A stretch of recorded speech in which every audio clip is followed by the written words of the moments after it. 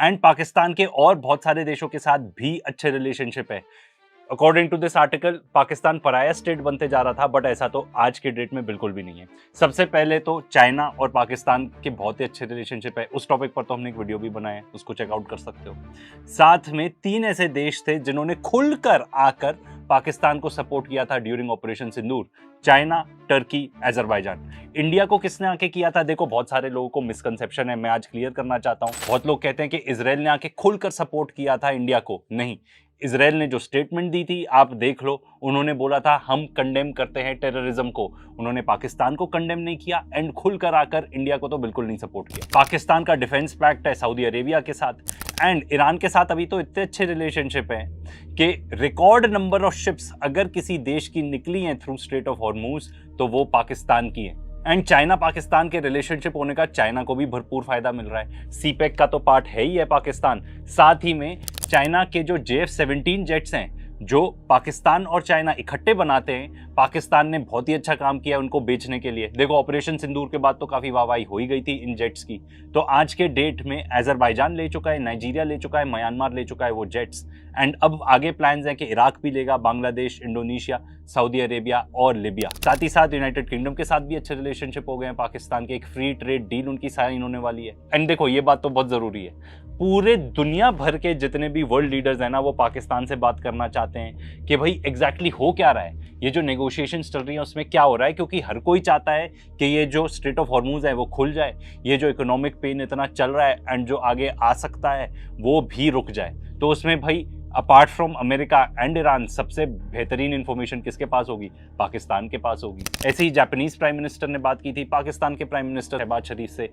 कीयर Starmer जो UK का prime minister है उसने तो आके खुलकर बोला था कि भाई पाकिस्तान एक बहुत ही क्रिटिकल रोल प्ले कर रहा है। एंड इसके अलावा पाकिस्तान के जो फॉरेन मिनिस्टर हैं एंड पाकिस्तान इटसेल्फ उन्होंने बहुत सारी मीटिंग्स करी हुई हैं with other countries in the region, चाहे वो इजिप्ट हो, टर्की हो या और गल्फ कंट्रीज हो। मैं आपको इतना बता सकता हूं कि अगर यही सेम चीज इंडिया कर रहा होता ना तो ढिंडोरा इतना ज्यादा पिट गया होता इस चीज का, I have no words. And इसमें एक और चीज मैं ऐड कर दूं कि पाकिस्तान के ईरान के साथ इतने अच्छे रिलेशनशिप हैं, बहुत सारे देश जापान जैसे जिनके ईरान के साथ कोई अच्छे रिलेशनशिप है नहीं बिकॉज वो out and out American ally हैं, तो हो सकता है वो पाकिस्तान को अप्रोच कर रहे हो कि यार हमारा भी कुछ मामला निपटा दो स्ट्रेट ऑफ हॉर्मुज में। इतना ही नहीं, अब तो ये भी रिपोर्ट्स आ रही हैं कि कतर एक स्ट्रेटेजिक डिफेंस पैक्ट कर सकता है पाकिस्तान के साथ। तो सऊदी अरेबिया तो हो गया, टर्की की बात चल रही थी उन्होंने नहीं किया, पर अब कतर भी ऐड हो सकता है उस पर्टिकुलर लिस्ट में। देखो ये जो पाकिस्तान के एफर्ट्स हैं वॉर रुकवाने के लिए वैसे तो वेलकम करना चाहिए पूरी दुनिया को, बट यूएई जैसे ऐसे देश हैं जिनको बिल्कुल भी नहीं समझ में आई ये बात,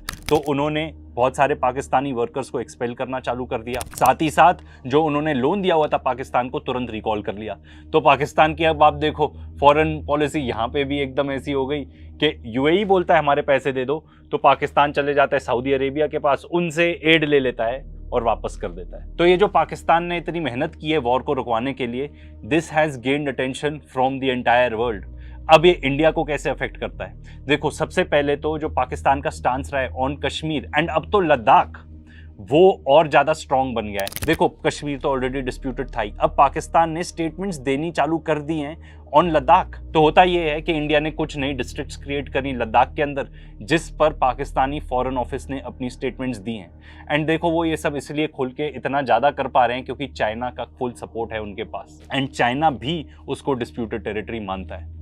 पाकिस्तान की पार्ट है एससीओ का, शंघाई कॉरपोरेशन ऑर्गेनाइजेशन का। इनफैक्ट इंडिया और पाकिस्तान दोनों जून 2017 में ऑफिशियली फुल मेंबर बन जाते हैं एससीओ के। एंड आई बिलीव पाकिस्तान ना जो न्यू वर्ल्ड ऑर्डर जो बनने वाला है, जो स्पेशली इस वॉर के बाद हो सकता है ये वॉर और लंबा चले एंड अमेरिका वैसा सुपर पावर नहीं रहेगा जैसा वो रहा है आज तक।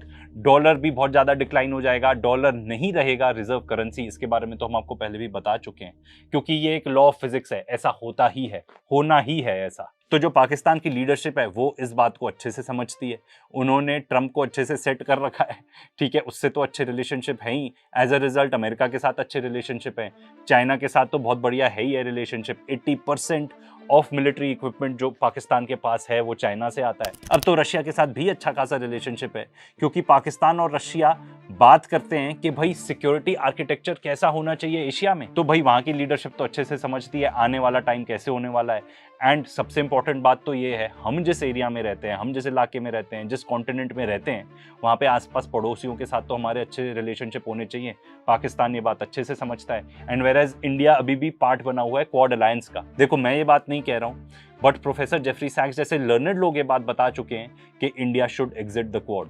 कोई फायदा नहीं होने वाला इंडिया का इसमें, एंड खास तौर पे ये तो इतिहास गवाह है इस चीज की, एंड अभी जो ईरान वॉर में हुआ हमने उसमें और देख लिया कि अमेरिका अपने एलाइज को कैसे ट्रीट करता है। पाकिस्तान न्यू वर्ल्ड ऑर्डर समझता है and it may become a part of BRICS. In fact अभी इंडिया ही ऑब्जेक्शन रेज करता है कि नहीं, Pakistan should not be a full member of BRICS. China and Russia चाहते हैं कि नहीं, इट शुड बी। एंड अगर देखा जाए आज के डेट में सबसे नॉन अलाइंड मेंबर ब्रिक्स का इंडिया ही है। जब ब्रिक्स करेंसी की बात होती है तो इंडिया कहता है वो अनरियलिस्टिक है। जब BRICS war games carry out होती है जहां पे बहुत सारे कंट्रीज अपनी शिप्स भेजते हैं, ठीक है, उसमें पार्टिसिपेट करने के लिए, देखो ये कैरी आउट हुआ था साउथ अफ्रीका के अंदर। कई ऐसी कंट्रीज है जैसे कि ब्राजील, इजिप्ट, इंडोनेशिया, इथोपिया, जिन्होंने एक्चुअली ड्रिल्स में पार्टिसिपेट नहीं किया था, पर वो कम से कम एज ऑब्जर्वर्स तो थे।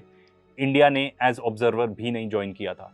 एंड अगर मिलिट्री वाइज देखा जाए तो ऑपरेशन सिंदूर के बाद तो पाकिस्तान का स्टेटस बहुत ज़्यादा अपग्रेड हो ही चुका है। लोग उनको बहुत ज़्यादा सीरियसली लेने लगे हैं, बिकॉज दे कैन सी कि पाकिस्तान की जो मिलिट्री माइट है वो अगर इंडिया को टेक ऑन कर सकती है तो that means it is a regional power. देखो हम भले ही जो क्लेम करते रहें कि हमने उनके 11 जहाज गिरा दिए, ये वो, मैटर ये करता है कि इंटरनेशनल ओपिनियन क्या है। एंड यूएस के पैनल की रिपोर्ट आ चुकी है जिसमें वो कह रहे हैं कि पाकिस्तान को ज़्यादा सक्सेस मिला था, एंड वो ये भी बता रहे हैं कि चाइना फुल फ्लेजेड इन्वॉल्व था। एंड अब तो चाइना ने खुद ही अग्री कर लिया है कि उनके इंजीनियर्स तक एकदम मौजूद थे पाकिस्तानीज के साथ फुल फ्लेजेड सपोर्ट देने के लिए। उनके टेक्नीशियंस ने साइड बाय साइड पाकिस्तान के साथ वर्क किया है, एंड वो ये भी बता रहे हैं कि फुल फ्लेजेड हेल्प थी साथ में इंडिया के जो राफेल जेट्स हैं उनको गिराने के लिए। एंड देखो सिंपल बात है, चाइना क्यों नहीं करेगा हेल्प, क्योंकि इसी का नतीजा है कि अब चाइनीज जेट्स काफ़ी बिकने लगे हैं मार्केट में। एंड जिस चीज़ में अमेरिका सबसे आगे था अपने डिफेंस प्रोडक्ट्स बेचने में, उसमें चाइना अब एक्चुअली कंपटीशन देगा, अच्छा खासा कंपटीशन देगा अमेरिका को, स्पेशली क्योंकि अब जो हमने ईरान वॉर के अंदर देख लिया है कि चाइना किस तरीके से पीछे ही रह के इतनी ज़्यादा हेल्प कर देता है अपने पार्टनर्स को कि उसको वॉर में अपने असली कार्ड्स दिखाने की जरूरत ही नहीं है। एंड देखो अब आप में से बहुत सारे लोग इस टाइप के कमेंट करोगे, इंडिया में तो आदि हैं, अब इसमें से कितने बॉट्स हैं कितने असली लोग हैं ये नहीं पता। बहुत लोग बोलेंगे तो फिर पाकिस्तान चले जाओ ये वो। तो भाई जो इस टाइप की जनता है, ये वीडियो स्पेशली आप लोगों के लिए ही है, क्योंकि आपको इतना चूरन खिलाया गया है, हेट का इतनी ज़्यादा नफरत भर दी गई है कि आपको और कोई इमोशन समझ ही नहीं आता।